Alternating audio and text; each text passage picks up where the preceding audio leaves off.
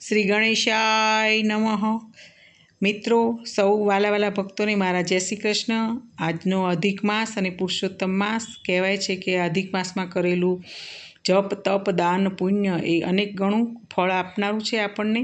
તો અધિકના પુરુષોત્તમ માસમાં હું આજે અધ્યાય 18મો એટલે કે 18મો દિવસ છે એટલે અધ્યાય 18મો સાથે પુરુષોત્તમ ભગવાનનો વ્રતનો પ્રભાવ તેમજ આ વ્રતના ઉપવાસના ફળની કથા અને સંકીર્તન સાથે આપણે આજે ભગવાન પુરુષોત્તમને યાદ કરી અને એમની કથાનું સ્મરણ કરીશું।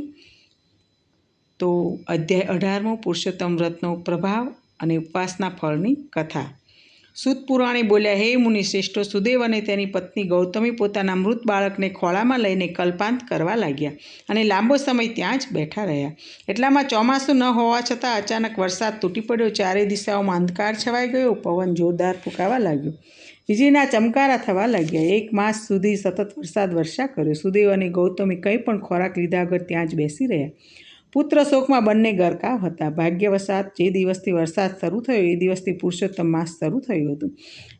આખા માસ દરમિયાન સતત વરસાદ વર્ષા કર્યો। બંને નિરાહાર હોવાથી અજાણપણામાં તેમનાથી પુરુષોત્તમ માસનું વ્રત થઈ ગયું। આથી તેના અધિષ્ઠાતા દેવ ભગવાન પુરુષોત્તમ તેમના ઉપર પ્રસન્ન થયા અને આકાશમાં તેમને દર્શન આપ્યા। પતિ પત્નીએ ભગવાનના પ્રણામ કર્યા અને શ્રી કૃષ્ણ શરણમ મમના મંત્રથી તેમનું ધ્યાન ધર્યું। આથી ભગવાન પ્રસન્ન થઈને કહ્યું, હે સુદેવ, હવે તું મારી ચિંતા છોડી દે। અજાણપણે પણ તારાથી પુરુષોત્તમ માસનું વ્રત થઈ ગયું છે એટલે તે વ્રતના પ્રતાપે કરી અને મૃત્યુ પામેલ તારો પુત્ર સજીવન થશે અને તેનું આયુષ્ય 12,000 વર્ષનું થશે।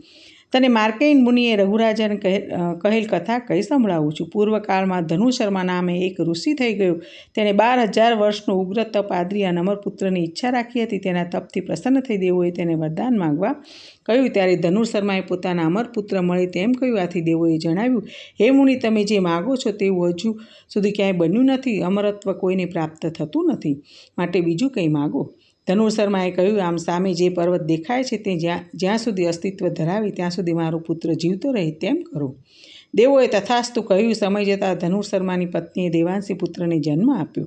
ઉંમર લાયક થતાં પુત્રને મુનિએ કહ્યું, તું કદાપી કોઈ ઋષિમુનિઓનું અપમાન કરીશ નહીં। આવી શિખામણ આપવા છતાં ઉદ્ધત પુત્ર વારંવાર ઋષિમુનિઓ અને બ્રાહ્મણોનું અપમાન કરવા લાગ્યો। એક સમયે તેણે મહર્ષિ નામના ઋષિ શાલિગ્રામની પૂજા કરી રહ્યા હતા તે વખતે તે મૂર્તિને શિવથી ઉઠાવી લઈ અને કૂવામાં નાખી દીધી। તેના આ આપકૃત્યથી ઋષિ ક્રોધે ભરાયા અને તેને શાપ આપ્યો, તારું આ ક્ષણે જ મૃત્યુ થાવું। પણ આ ઉદ્ધત છોકરાને કંઈ પણ થયું નહીં। આથી મહર્ષિ ઋષિએ સમાધિ લગાવી જાણી લીધું કે આ સરળતાથી મરે તેમ નથી। ઋષિએ જોરદાર નિશાસો નાખ્યો કે તેમાંથી હજારો પાડાઓ ઉત્પન્ન થયા અને તેમણે પર્વતના ચૂરે ચૂરા કરી નાખ્યા। તેની સાથે આ ઉદ્ધત બાળકનું મરણ થયું। ભગવાન સુદેવને કહ્યું, આ કથા પરથી તારે બોધ લેવો જોઈએ કે હઠ કરીને કંઈ મળવાથી તેનું પરિણામ સારું આવતું નથી। તારા પુત્ર સજીવન થઈને હજારો વર્ષનું આયુષ ધરાવતા થશે। તું બ્રહ્મલોકમાં જઈશ, ત્યાં 1000 વર્ષ સુધી ઐશ્વર્ય અને સમૃદ્ધિવાળું રાજ્ય ભોગવીશ। આથી સુદેવે વિષ્ણુ ભગવાનને પૂછ્યું, મારા ઉગ્ર તપને કારણે આપ પ્રસન્ન થવા છતાં તે સમયે મને પુત્રફળ આપ્યું નહોતું, જ્યારે આજે તમે પ્રસન્ન થઈને મારા પુત્રને સજીવન કર્યો, તેનું શું કારણ છે? શ્રી બૃહનારદી પુરાણના પુરુષોત્તમ મહાત્મ્ય અને પુરુષોત્તમ વ્રતના પ્રભાવ નામનો 18મો અધ્યાય આપણે સંપૂર્ણ કરીશું અને આગળ આપણે આ ઉપવાસના ફળની કથા સાથે આપણે પુરુષોત્તમ ભગવાનની આ કથાનું રસપાન કરીશું। તો એક નગરીમાં અતિ સ્વરૂપવાન બ્રાહ્મણ કન્યા રહેતી હતી। તેના મા બાપ ન હતા, ભાઈ બહેન ન હતા। માતા પિતા તેના માટે થોડી મૂડી મૂકી ગયા હતા। તેના ઉપર કન્યા પોતાનો નિભાવ કરતી હતી। તે ઘરમાં એકલી હોવાથી તેણે એક દાસી રાખી હતી। તે 24 કલાક તેની પાસે રહેતી, કશું કામકાજ ઉપરાંત કન્યાની દેખભાળ દાસી રાખતી। માતા પિતા ધાર્મિક વૃત્તિના હતા, તેનો વારસો કન્યામાં ઉતર્યો હતો। તે આખો દિવસ પૂજા પાઠ, પ્રભુ સ્મરણ, વ્રત, નિયમ, કથા વાર્તા વાંચવામાં ગાળતી। મહિનાના 30 દિવસમાં તે 10 દિવસ નકોડા ઉપવાસ કરતી અને 7-8 દિવસ એકટાણા કરતી।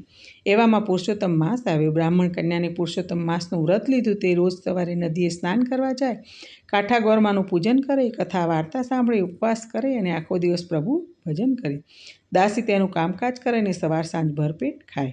આમ કરતાં 15 દિવસ વીતી ગયા। દાસી એકાએક માંદી પડી અને તેની માંદગી એટલી બધી વધી ગઈ કે તે પથારીવશ થઈ ગઈ। ઊભા થવાની શક્તિ પણ તેનામાં ન રહી। રોગ અસાધ્ય હતો, કંઈ ભાવતું નહોતું। બ્રાહ્મણ કન્યાએ ખૂબ સારવાર કરી, વેદોને બોલાવવામાં આવ્યા, તેમના તરફથી ઈલાજ થવા લાગ્યા, પણ માંદગી ઘટવાને બદલે વધતી જ ગઈ।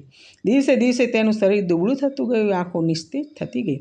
મોત નજીક દેખાતા દાસીએ બ્રાહ્મણ કન્યાને બોલાવી ક્ષીણ અવાજે કહ્યું, મારો અંત સમય આવી ગયો છે। બધાએ વરસ પાણીમાં ગયા. મહામોંઘો માનવદેવ મને મળ્યો, પણ હું તેનો કાંઈ સદુપયોગ કરી શકી નહીં. મેં જિંદગીમાં કંઈ વ્રત કર્યું નથી, દાન પુણ્ય પણ કર્યા નથી. નક્કી મારો વાસ નરકમાં થશે. મને એ વાતનું દુઃખ છે કે તમારા પવિત્ર સહવાસમાં રહેવા છતાં મને કદી સત્કર્મનો વિચાર ના આવ્યો.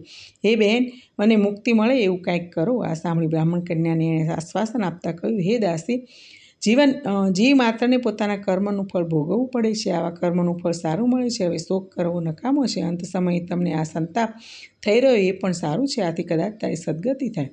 બ્રાહ્મણ કન્યાના આશ્વાસન ભર્યા શબ્દો સાંભળી દાસીની આંખમાંથી આંસુ વહેવા લાગ્યા. દાસીને રડતી જોઈને બ્રાહ્મણ કન્યાને દયા આવીને બોલી, હે દાસી, પૂર્વજન્મ પુણ્ય કર્મો કર્યા હોય તો જ આ વહમાં ધર્મ ધ્યાન સૂજે છે. છતાં તે મારી ઘણી સેવા કરી છે. તારા લીધે જ હું વ્રત તપ કરી શકું છું. બોલ, તારે શું જોઈએ છે? તારી અંતિમ ઈચ્છા મને જણાવ. હું તારી ઈચ્છા પૂર્ણ કરવા અવશ્ય પ્રયત્ન કરીશ. ત્યારે દાસી ગળગળા સાદે બોલી, બહેન, તમે આ પુરુષોત્તમ માસમાં ઉપવાસ કરી રહ્યા છો. મેં સાંભળ્યું છે કે આ માસમાં ઉપવાસ કરનારને અલૌકિક ફળ મળે છે. કૃપા કરીને મને એક ઉપવાસનું ફળ આપો. કદાચ મારું કલ્યાણ થાય. બ્રાહ્મણ કન્યાને તરત જ જમણા હાથમાં જળ લઈ પુરુષોત્તમ ભગવાનનું ધ્યાન ધરીને સંકલ્પ કર્યો કે હું એક ઉપવાસનું ફળ દાસીને અર્પણ કરું છું. તે ક્ષણે દાસીએ આંખો ઢાળી દીધી અને એક દિવ્ય વિમાન તેને લેવા માટે આવ્યું. તે વિમાનમાં બેસી દાસી સ્વર્ગે ગઈ. એક દિવસના પુણ્યબળે દાસીએ ઘણા સમય સુધી સ્વર્ગ ભોગવ્યું. ત્યારબાદ તેનો જન્મ કાશીના રાજાની રાણીના ખોળે થયો અને રાજકુળીનું સુખ ભોગવવા મળ્યું. આખી જિંદગી સુખ સમૃદ્ધિ ભોગવી તે અંતે વૈકુંઠ પામી. બોલો શ્રી પુરુષોત્તમ ભગવાન કી જય.